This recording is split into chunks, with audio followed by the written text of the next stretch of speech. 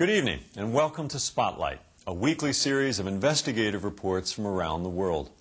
I'm Mark Hertzgaard in San Francisco, and tonight the Spotlight is on biological weapons and the CIA. Remember the anthrax scare? Shortly after the September 11 terrorist attacks, Americans were frightened anew when packets of anthrax were mailed to a handful of journalists and members of Congress. 18 months later, just where that anthrax came from remains a mystery. But the most likely source, say investigators, is the U.S. government itself. The American military's work in this field began during World War II in response to Nazi Germany's pursuit of biological weapons. After the war, the U.S. effort expanded to include experiments with LSD. Years before it became part of the 60s counterculture, LSD was being administered by the CIA, not only to loosen the lips of prisoners under interrogation, but to test the battlefield reactions of unsuspecting American soldiers. Tonight's film tells the story of a CIA agent who helped run these covert programs and may have been murdered because of it. In 1953, Frank Olson plunged to his death from a 13th floor hotel window in New York City. The CIA man who was in the room with Olson said he jumped. An autopsy demanded 40 years later by Olson's son concluded he was pushed. I'll be back afterwards with an update. For now, here is Codename Artichoke. Frederick, Maryland. More than 40 years after his death, the body of former CIA scientist Dr. Frank Olson has been exhumed. Olson's son Eric is convinced his father was murdered by agents of the American government because he wanted to leave the CIA. Dr. Frank Olson was an expert for anthrax and other biological weapons and had top security clearance. Forensic pathologists at George Washington University performed an autopsy and concluded that Olson probably was the victim of a violent crime.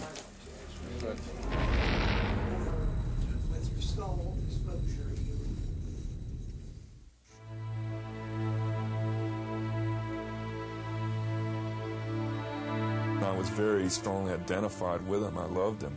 And I'm sure that's why, in the end I came to, take on this task of trying to figure out what had become of him.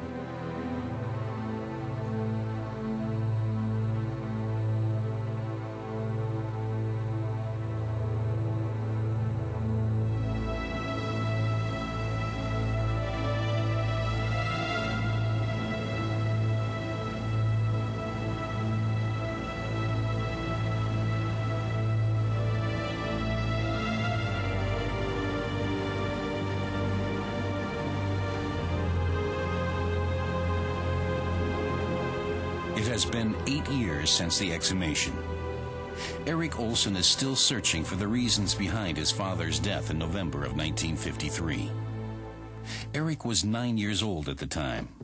It's a quest he inherited as the oldest of 3 children, to solve the mystery of their father's death. My real memories of my father are not very, many or very clear, because the trauma of his death really kind of darkened a lot of these memories. His death was, so dark and so unmentionable. I mean, after he died, it was a subject that one couldn't really go near. Eric Olson has returned to live in the house his father built for the family in Frederick in 1950. Back then, Olson Sr. was one of the biochemists responsible for the Biological Weapons Center the U.S. Army ran nearby. The anthrax letters that killed 5 and caused illness to several others have haunted Eric ever since. Could there be a connection between his father's death 5 decades ago and the acts of terror taking place today? We've been exposed to anthrax. Fight against anthrax. I don't have anthrax. Confirmation that anthrax killed 2 Washington postal One man workers. is dead. Being nervous these days. Those are the facts. It feels like every I don't time. have anthrax. We've been exposed to anthrax. Which serves the White House. The deadly disease that frightened America after the terrorist attacks on September 11th seems to have come from the same U.S. Army laboratory in Frederick, where Olson had worked, Fort Detrick. The Biological Weapons Lab was founded in 1943. At the time, the Americans feared Hitler might attack the Allied troops with a virus or bacteria. They quickly produced a gas mask and anthrax weapons in order to be able to strike back in kind. Monkeys and chimpanzees, mainly protective masks and clothing that resist bacteria. Dr. Frank Olson, an Army captain and one of the first scientists at Fort Detrick, worked together with Norman Cournoyer. The two became good friends. Their first sons were born within a few days of each other in 1944. We worked about 5 months in this thing called aerosols to see if we could take and test gas masks and impregnated clothing to see how good they were. And then one day he was transferred to working on hot agents. He said, "Norm, how about working for me in the hot stuff?" That's what we always referred to it. N was anthrax, X was botulism, and so forth. Christmas 1947. The war is finally over. Norman and his family celebrate together with Alice and Frank Olson and their children. Were we close? Yes, very, very close. Every day of the week for 2.5 years. So you can expect us to be close. Among the things his father left behind, Eric Olson found some home movies and slides. At first, he didn't pay them much attention, but today he sees that material from a different point of view. Might it contain any indication of the secret anthrax research his father was doing after the war? Frank Olson made a hobby of home movies. These scenes reveal nothing of his secret task involving deadly weapons. They show the perfect world of a young father, captured with the latest 8mm camera to hit the market. Afterwards, Frank Olson turned to photography. He brought home a lot of slides from his many travels. His photographs also primarily show private moments. Frank and his wife Alice and son Eric in 1945. Mr. and Mrs. Olson in 1947 with son Eric and daughter Lisa. Christmas 1949 in a tuxedo. Alice had given birth to their third child, Nils, in the meantime. The whole subject of the relationship between a wife and a husband who's doing, top secret classified work is a subject one could discuss at some length, because the wife, I think, develops, uncanny kinds of intuitions about all the things that are not being said, and she knows the limits of what she can ask. And for quite a long time, I think, possibly ever since my father began working at Detrick, actually, that the whole issue of the monkeys dying was a very delicate matter for him. And when he would come home from work for lunch and have a certain kind of expression, she would immediately know that this meant that morning all the monkeys had died, which meant that the experiment had been a success. Arthur Vidic is Frank Olson's brother-in-law. Their families regularly spend their summer vacation together. Vidic remembers Frank Olson as an American patriot who was enthusiastic about working for the Army's biological weapons program.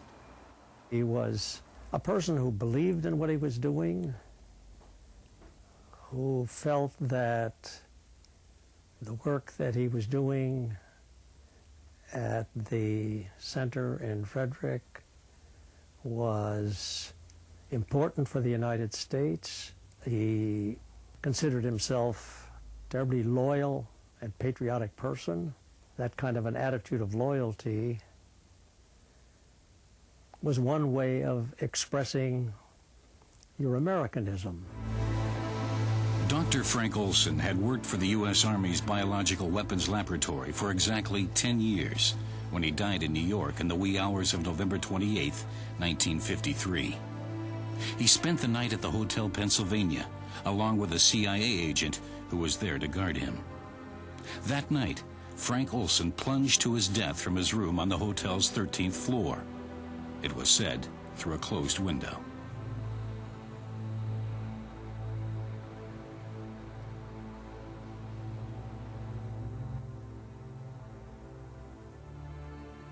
Niels, the youngest of Olson's 3 children, scribbled on the clipping with a crayon. I was simply told that, you know, your father has had an accident and he's died. And the only detail I was then given was that he had fallen or jumped out of a window. And I remember quite clearly just being totally stupefied by this.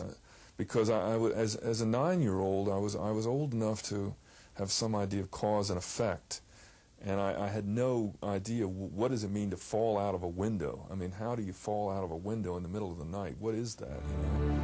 Eric didn't understand, and for his mother, the subject of his father's death became a taboo.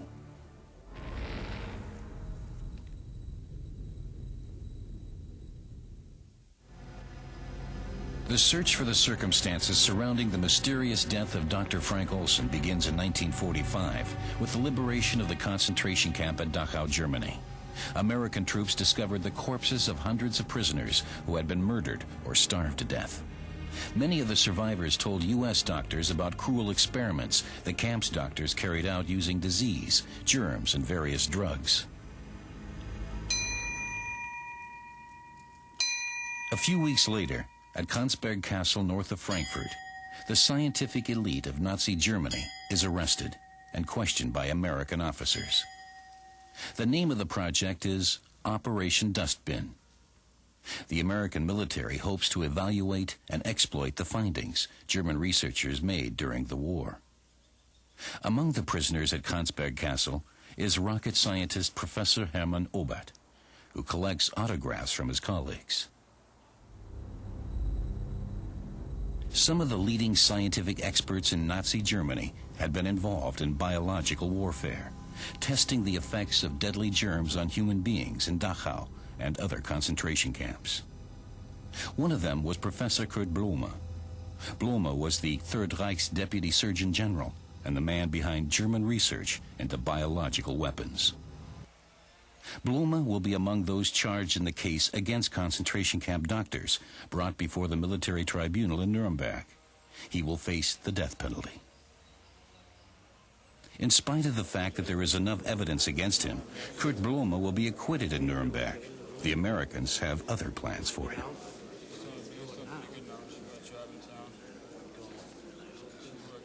Ich habe hier in aller Offenheit bekannt, dass ich ein überzeugter Nationalsozialist und Anhänger Adolf Hitlers gewesen bin. We were interested in anyone who did work in biological warfare. Now, did they want to use that, the Nazis? Yes, absolutely. They wanted to use anything that would kill people. Anything. The Americans save Kurt Blume, seen here on the left, from death by hanging. In turn, he provides them with information about the Nazi biological weapons program. One of the specialists interrogating Blume is Donald Falconer, a friend and colleague of Frank Olson. Falconer is responsible for developing anthrax bombs. Today, more than 50 years later, Donald Falconer lives in a convalescent home not far from Friedrich. We had quite a number of meetings. Maybe he came in a lesser... Eric Olson had visited Falconer several times, hoping his father's old friend might one day confide a crucial secret in him. But Falconer refuses to say anything, feeling bound by his military oath, and he doesn't want to be interviewed.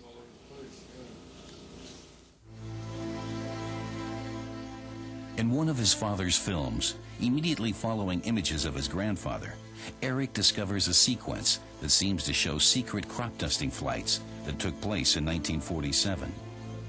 Using the findings of Blume and other Nazi scientists, the Americans experimented with artificial diseases capable of destroying crops. After this short clip, more family pictures of the children. Meanwhile, in Fort Detrick, a massive arms program is taking place with bacteriological weapons, primarily anthrax spores, which have proven to be highly resistant and therefore suitable for biological warfare. Anthrax is cultivated in this building, then placed in bombs. The Americans are concerned about the Soviets' biological arsenal. If the Cold War should ever turn hot, deadly bacteria might be used as weapons. The Army demands ample weapons at the ready. Frank Olson often accompanies the Air Force to test germ warfare in the field, for example on the Caribbean island of Antigua. These tests are carried out to monitor the spread of diseases under realistic conditions. Most of the tests Olson's team carries out in the Caribbean and on the Alaskan tundra deal with relatively harmless bacteria, but some tests are conducted using actual pathogens called hot stuff. We didn't use anthrax, we used Bacillus glabigii, which is very similar an spore as anthrax is. So to that extent, we did do something that was not kosher,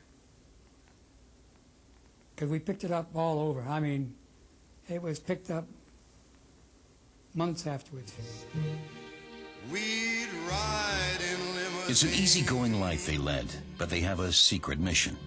In California, Olson and his team drive up the Pacific coast in a yellow convertible to prepare an experiment to take place over San Francisco Bay. Spores will be released in order to test the city's vulnerability to an act of Russian sabotage. Frank Olson loves life and has little interest in following rules. His unconventional manner seems inconsistent with his job working for the Army. In October of 1949, Olson is suspected of disclosing government secrets. He is interrogated by military intelligence. Olson was mildly impatient with the questioning conducted during the course of this interview. This attitude is regarded as typical by persons at Detrick who are acquainted with him. Olson is violently opposed to control of scientific research, either military or otherwise, and opposes supervision of his work. He does not follow orders and has had numerous altercations with MPs. He was very, very open and not scared to say what he thought. For that matter, to the contrary. He didn't give a damn. Frank Olson pulled no punches at any time. And I don't know, I think that that's what they were scared of, I'm sure. He did speak out anytime he wanted to. And so, was he going to be caught on this? Could be. Could be.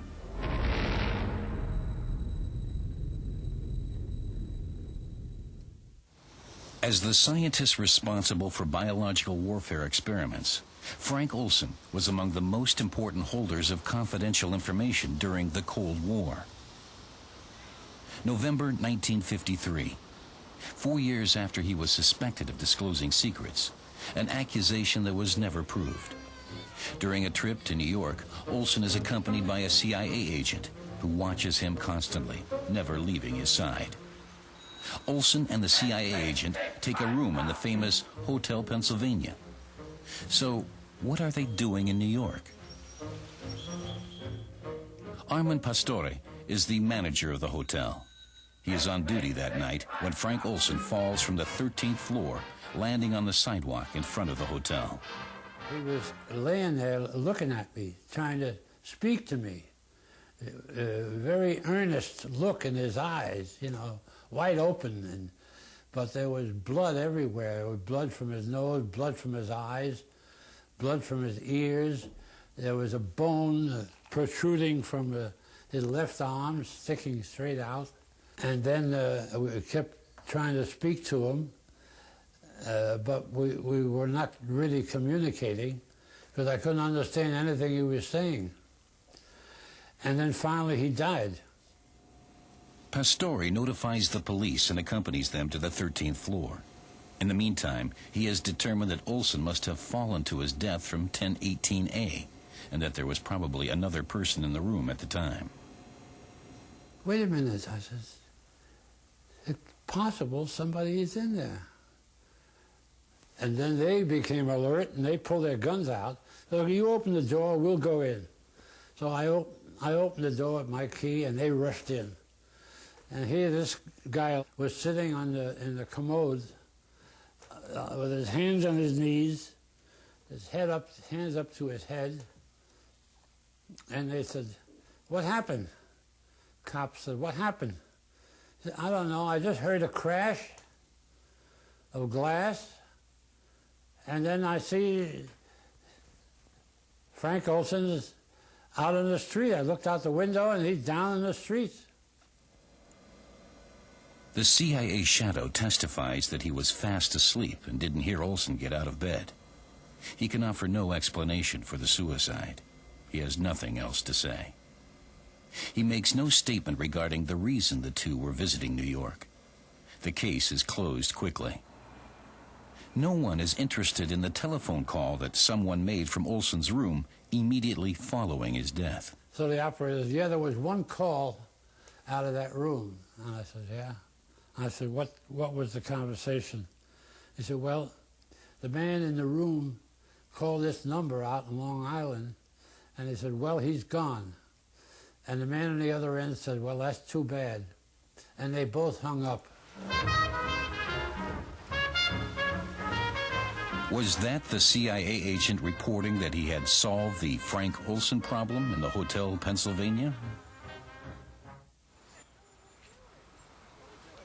Eric Olson in New York. For years now, he's been searching for witnesses who might know something about his father's death, which he considers to be a murder perpetrated by the CIA. He wants to know the motive. Was the government afraid Frank Olson might reveal state secrets? The recent terror attacks involving anthrax were a shock to Eric. Anthrax killed 2 Washington postal One man workers. is dead. Being nervous these days. Those are the facts. It feels like every time We've been exposed to anthrax. Which serves the White House. Eric finds himself wondering about a lot of things. Was the anthrax terrorist one of our own? Is that the reason he hasn't been caught? Because he knows something no one else should find out about. A secret his father knew too? In a suburb of New York, Eric Olson meets longtime CIA veteran Ike Feldman. In the 50s, he worked in drug enforcement. At least, that was the official version. Although Feldman never met Eric's father personally, he discovered some information about the circumstances of his death. The source that I had was in the New York City Police Department. It was the Bureau of Narcotic Agents, and it was the CIA agents themselves. They all seemed the same, that he was pushed out the window, that he didn't jump. People who wanted him out of the way said that he talked too much, and he was telling people about the things that he'd done, which was American secret. If you work on a top government secret, city secret, state secret, and it spills out to people that you shouldn't know, there's only one way to do it: kill him.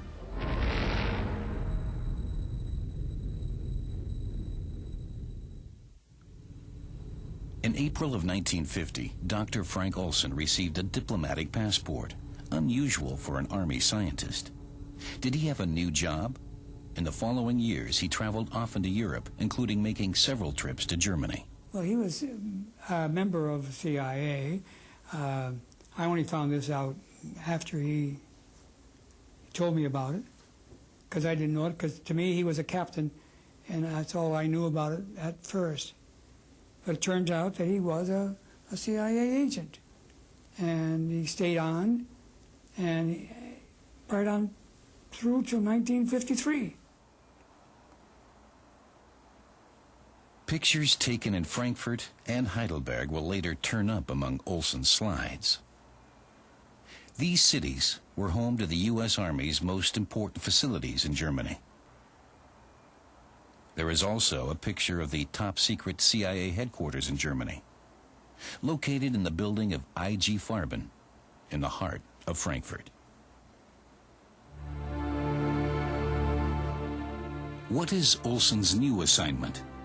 He is now working in an area that has nothing to do with biological weapons. Here, in the German offices of the CIA, the biochemist is conducting important conversations with U.S. intelligence officers.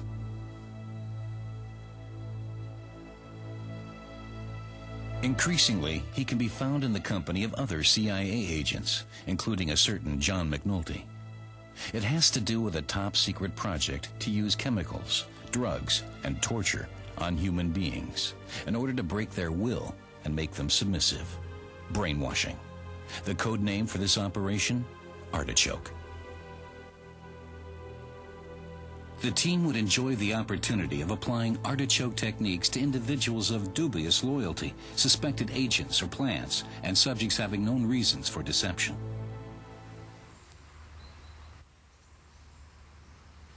In Oberursel in the Taunus Hills north of Frankfurt, hidden in old half-timbered houses, the U.S. Army led a quiet little interrogation center, Camp King.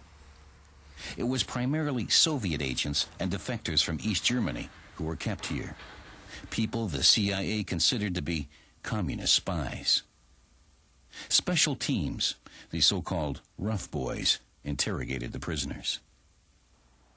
Former SS member Franz Gaidosch was hired just after the war by the Americans to tend the bar in the officers' mess at Camp King. Sometime in the year of 1952, in the top-secret interrogation center, Gaidosch runs across another German, Professor Kurt Blume. For a long time, Blume was a doctor at Camp King. He also ran the clinic. He was a protege of the Americans and had been a concentration camp doctor. He conducted experiments. The American officers who lived the good life at Camp King aren't disturbed about Blume's past. Was the former concentration camp doctor expected to lend his experience for their own planned experiments on human beings? A CIA consultant began planning the Artichoke experiments as early as September of 1951. The conversations at Oberursel pointed up signs and symptoms of drugs that might be used. We should look into the use of amnesia-producing drugs. Of course, their methods were not humane. They exerted a lot of pressure. There are ways of breaking people. At Camp King, they were notorious, the rough boys. Anything somebody didn't want to reveal, they would try to get it out of them.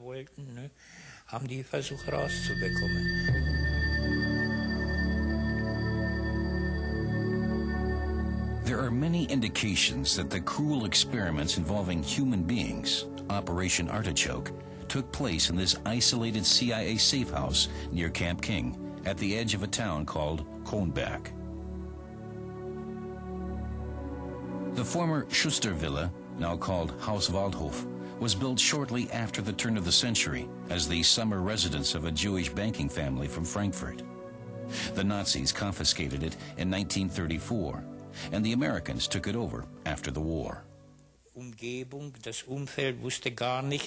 neighbors, the community, didn't know who it was, what this place was, because the military personnel going in and out of the house weren't in uniform.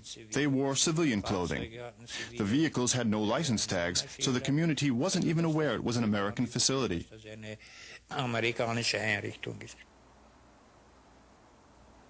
At Haus Waldhof, in June 1952, the CIA begins conducting brainwashing experiments using various drugs, hypnosis, and probably torture. One of the top secret protocols documents a Russian agent being pumped full of medication.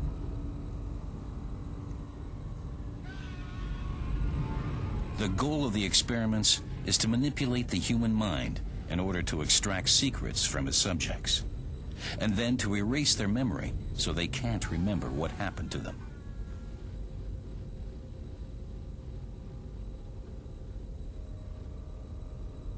Dr. Frank Olson arrived in Frankfurt on June 12, 1952, from Hendon Military Airport near London.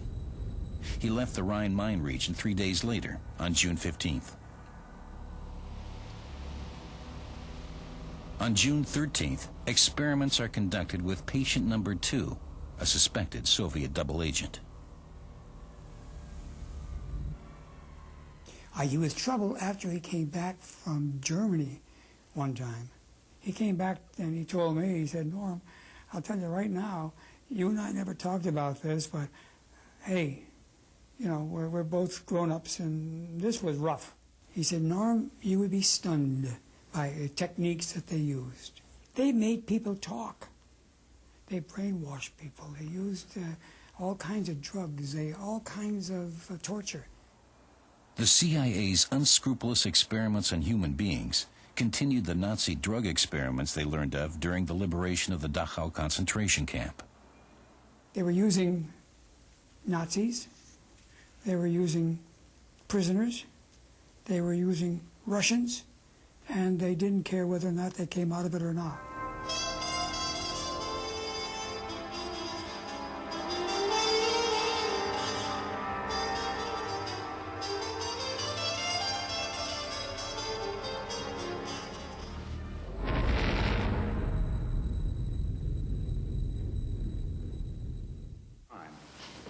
One of the things we had to do was to assemble an... Meanwhile, the U.S. Army was conducting extensive experiments with a new miracle drug, LSD.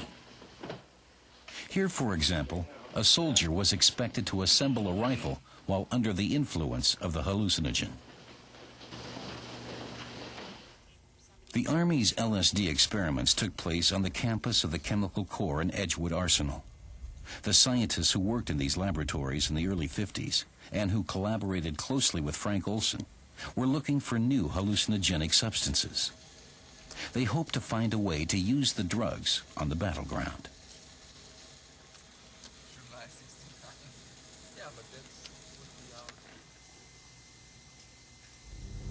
A chemist from former Nazi Germany, Dr. Fritz Hoffmann, had been hired a few years earlier to spur the search for new behavior-modifying substances. Immediately after the war, he courted the Americans, seeking to ensure a job in the United States. There was an interest in the U.S. during that time in looking at mood-altering drugs, from LSD to conucleomethyldimensolate and other possible mood-altering drugs. Fritz was interested in that area as well. Several weeks later, on a windy... After its experiments on soldiers, the Army saw potential in using LSD and other drugs to sedate and dope enemy troops. In short order, it would be possible to conquer territory without a fight. His physical actions were noticeably slower.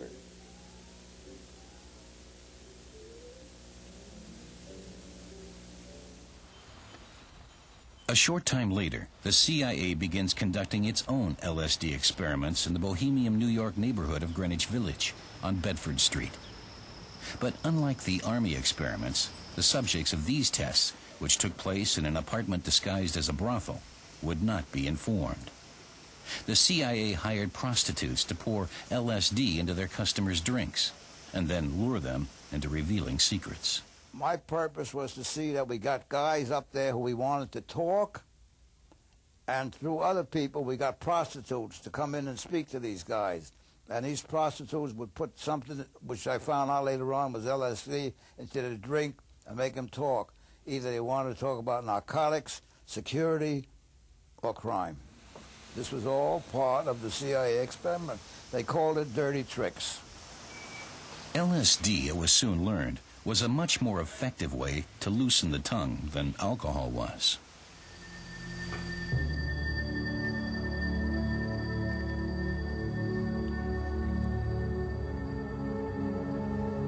Deep Creek Lake in western Maryland, a 3-hour drive from Washington. In an isolated vacation house at the edge of the lake, the CIA's Dirty Tricks Department converged here for a meeting with 10 of its scientists in November 1953. The meeting is about Artichoke. According to the invitation, it was a conference for sports journalists. But in reality, the participants, one of them Frank Olson, were to be placed under the influence of LSD. One of the drinks has been spiked. Later, it will be said the CIA was conducting a kind of self-test, but without the knowledge of the participants. I don't think, again, from what I heard, that he was drugged because he was a security agent. He was drugged because he talked too much. When Frank Olson was later briefed about the LSD experiment, he knew immediately what it meant. They had interrogated him with artichoke techniques. Friday evening, he came home and spent the weekend, in this house with my mother and brother and sister and me. And during much of that weekend, they sat on a sofa, which was just over here, and it was a foggy November weekend, as she described it. And they sort of sat there, holding hands and kind of staring out these big windows into the fog. And he described having made something he referred to as a terrible mistake. The CIA brings Olson, accompanied by an agent, to New York. In the hotel, they are joined by a doctor working for the Secret Service who administers medication. Frank Olson has become a security risk, but it seems the CIA has already found a solution.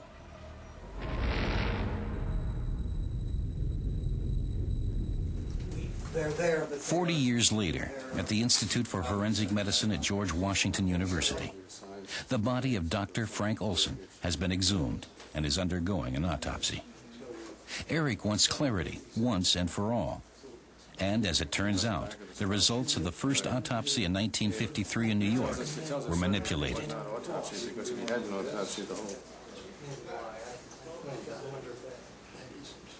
A report from New York City in the medical examiner's office, which I had before me, was totally inaccurate in some very important respects.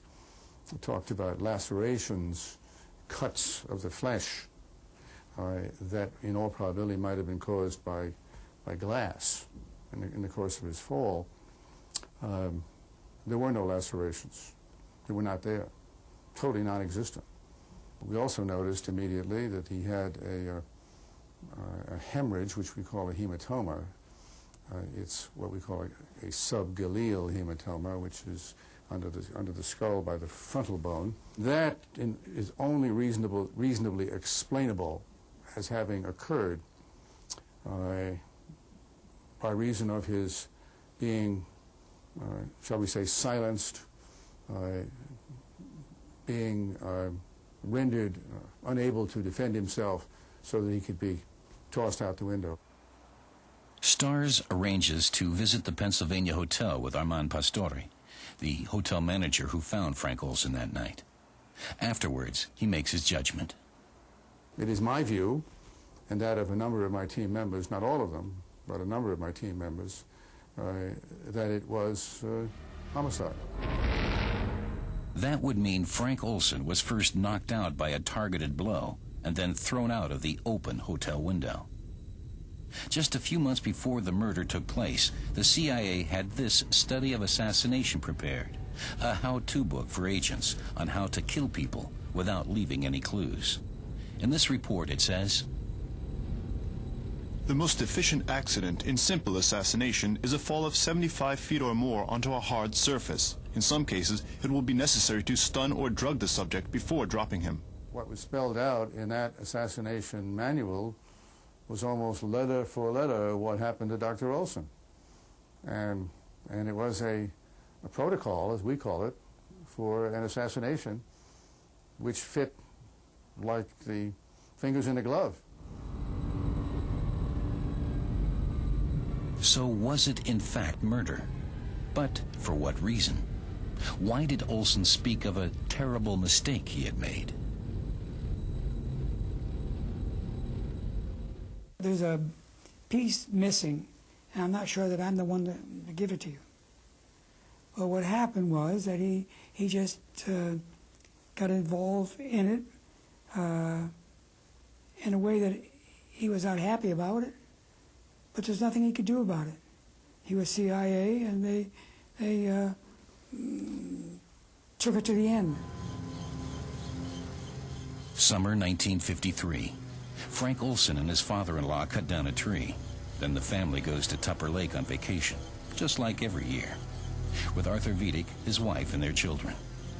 Everything seems the same as always, but that appearance is deceiving.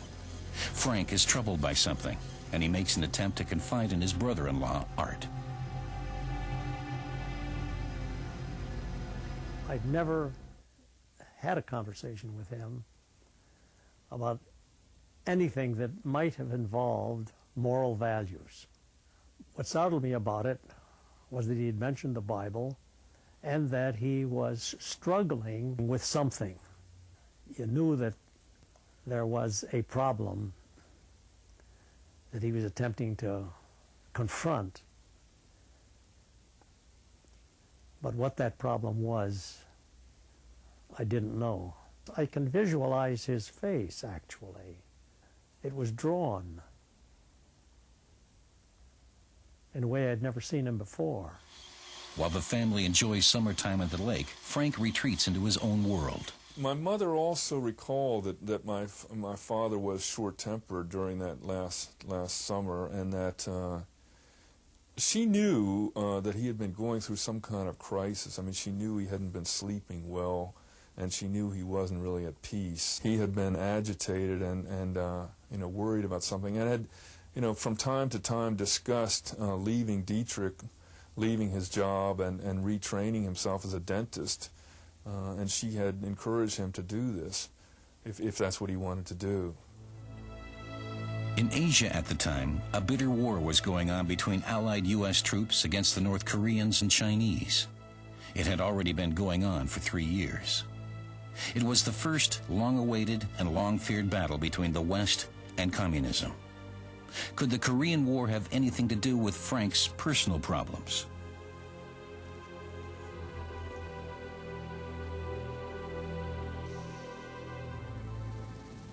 He still has an office here in Fort Detrick, in the U.S. Army Center for Biological Weapons. At the same time, he is working for the CIA. Among the tasks of the Dirty Tricks Department in Building 1412 are brainwashing, drugs, and torture, as well as murder by means of poisons and bacteria. On July 17, 1953, Olson celebrates his 43rd birthday with friends. A few days later, he leaves for the last trip he will ever take. He took his movie camera. First stop, London. First objects filmed, Big Ben and a parade on the Mall. Then on to Paris. Near the Eiffel Tower, his 2 CIA colleagues sit in a sidewalk cafe and watch pretty French girls go by. On the left is John McNulty.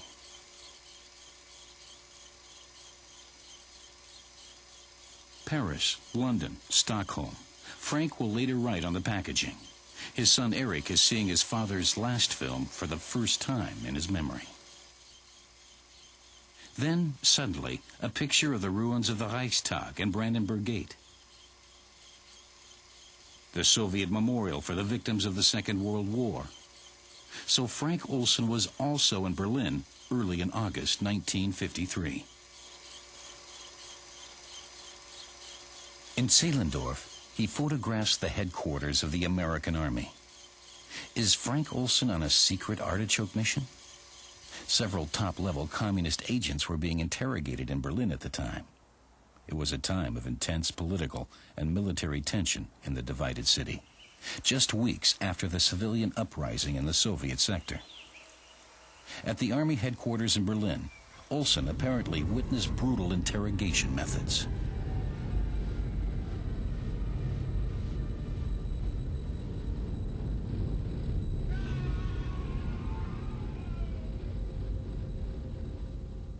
When he came back from Germany the last time, he sounded different. When he talked to me, he said, I can probably tell you things that I can't tell other people because you're still in top secret material, but the people that he saw in Germany went to the extreme. And he said, Norm, did you ever see a man die? And I said, no. And he said, well, I did. They did die. Some of the people that were interrogated died. So you can imagine the amount of work that they were doing on these people.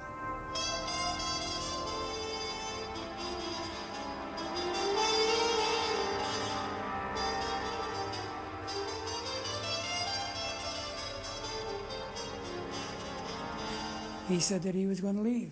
He told me that. He says, I'm getting out of that CIA, period. In Korea, it's just a matter of days before the first American prisoners of war will be released. Some of them will face charges of high treason because they accuse their own country of conducting biological warfare. When my son asked me what I did in Korea, how can I tell him that I came over here and dropped germ bombs on people, destroying and bringing death and destruction? How can I go back and face my family? Are their accusations accurate, or are they themselves the victims of communist brainwashing? One thing is for certain, back home in freedom, the soldiers making these confessions will be interrogated again, using drugs and torture by their own people. All hands agreed that among the returning POWs from Korea, the hardcore group and those who had been successfully indoctrinated were excellent subjects for Artichoke work. The American soldiers who claimed to have committed biological warfare were apparently manipulated using Artichoke techniques. This is documented in CIA papers, and indeed, all discredited their confessions. I did sign a confession relating to germ warfare, but the statements contained in this confession were false. They were obtained under duress from the Chinese communists. And by making these statements, I deliberately attempted to put in as much as was false and ridiculous as I could possibly get away with. I took an oath when I left the Army I wouldn't talk about that. I'm sorry. The Korean War Memorial in Washington honors the Americans who died in that fight. Of those who returned, some were interrogated by the CIA using cruel methods and forced to rescind their confessions. But were the confessions the truth? Did the Americans in fact use biological weapons in the Korean War? As a test? And was this the secret Frank Olson knew and might disclose? This fits with what my mother had always said: Korea really bothered your father. Finally, when one of my father's colleagues, within the past year only, told me that, my father had come to understand that Korea was the key thing, and that they were using biological warfare methods in Korea. So, and then I proceeded to ask him, well, what about the germ warfare confessions? That this was alleged to be by the American government. These confessions made by the American servicemen were immediately discredited under the idea that these were manipulated and produced only by the effect of brainwashing. And at that point, my father's colleague looked at me and he said, as if to say, read my lips, he said, it wasn't all brainwashing. Would this colleague, Norman Kuhnoyer, repeat this statement in front of the camera? He has never made a public statement, neither about Frank Olson nor about biological warfare in the Korean War. Will he, now in his 80s, pay last respects to his old friend Frank Olson, and to Frank's son Eric, who takes part in this conversation? I took an oath when I left the United States Army that I would never divulge that type of stuff. You divulged it to me. You can't prove it, can you? I can assert it. I mean, you told me. Hearsay. So you don't want to say it? No, I don't want to say it. But there were people who had biological weapons, and they used them. I won't say any more than that. They used them.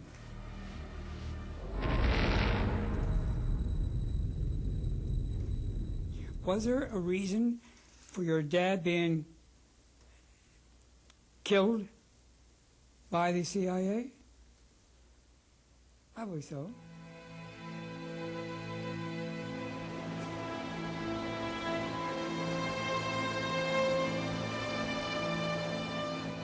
Around Frederick, Maryland, where Frank Olson lived while working for both the U.S. Army's secret biological warfare program and the CIA, the FBI is still looking for the anthrax terrorist. For months, the largest investigation in the history of American criminal justice has been underway. Should the perpetrator be accused and the case come to court, the government in Washington might be forced to reveal what Eric Olson believes is top-secret information about illegal research on biological weapons, about the use of anthrax in the Korean War, and about his father's murder.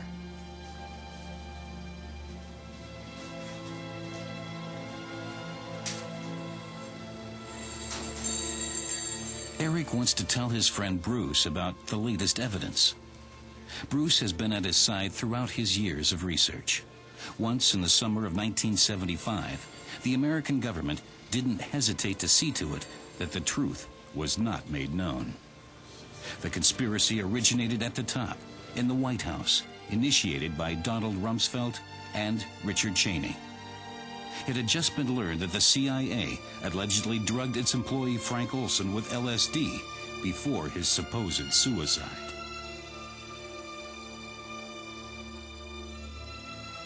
Rumsfeld and Cheney, heads of the White House Chiefs of Staff, at the time recommended to President Gerald Ford that he apologize to the family in the name of the government and to support retribution in order to prevent worse things from happening.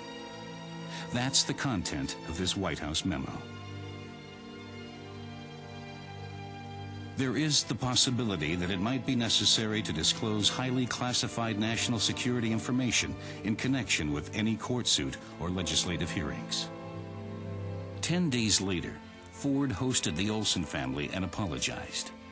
This allowed him to remain silent about state secrets and the true reasons for Frank Olson's death.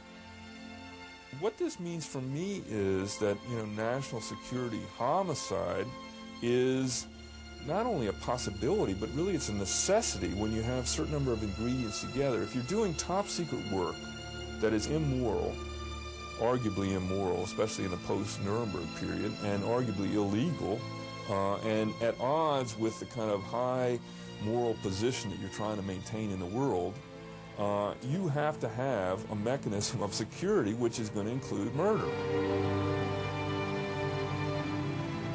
The two politicians who collaborated in the conspiracy in 1975, Rumsfeld and Cheney, are back in power as Vice President and Secretary of Defense of the government of the United States.